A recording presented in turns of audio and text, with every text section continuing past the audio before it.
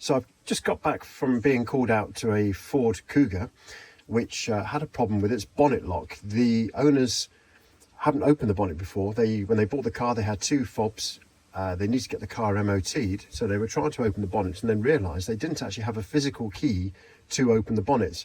So they looked on the actual key fob and tried to get the backup key and discovered it hadn't even been cut. So basically they had a lock on the front of the car which operates the bonnets that they couldn't open.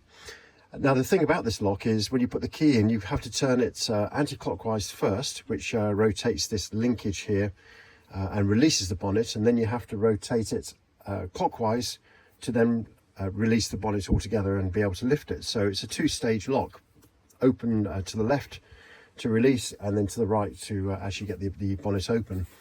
Now fitted inside is an HU101, and when I got there I thought, okay, no problem, I shall pick this.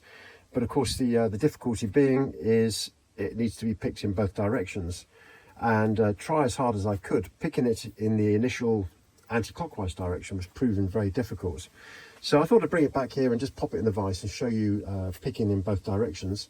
You can see that we've got the wafers are in pairs, and we've got 9 and 10 on the top, 8 and 7 underneath, 6 and 5, 4 and 3, and then 2 and 1 don't actually appear to be inside this lock, and the 4 and 3 on the top there, they just don't appear to actually be, they've been omitted. So what I'm going to do is I'm going to pick the tension up in the anti-clockwise direction here, and I'm just going to work my way through looking for anything that's binding. So there's 9 on the top, which is released. There's 5 on the top, that's released. 10 is springy, 9, 6 is springy, and 3. Let's go along the wafers on the bottom here. So we've got 8 and 7. That's springy, and that's springy right down at the bottom there. So there are actually 5 cuts. And if we go to 4 and 3, 4 isn't springing, so we'll set that, release the tension off there, and push that down. There we go, we had multiple clicks on that, and it's gone all the way down, and now it's released and it's springy. 3 now is really solid. We'll push that all the way down. That's very bound. I'm going to have to back the tension off a bit there. Here it goes, down it goes. Keep going down, there we are. That's released right down the bottom too. Let's just check 7 and 8 to see what's going on there. The picking tip is having trouble getting past those, so I'm just going to see if we can manipulate those wafers down a little bit. There we go, that's gone down and it's now passing. Check those, they're okay. So 10, 9,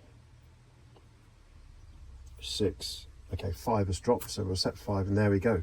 So now at this point, having picked it in this direction, the bonnet would be released, but you wouldn't be able to lift it up because obviously there's a safety catch on there. So now I would have to let go of this and then pick the lock in the opposite direction.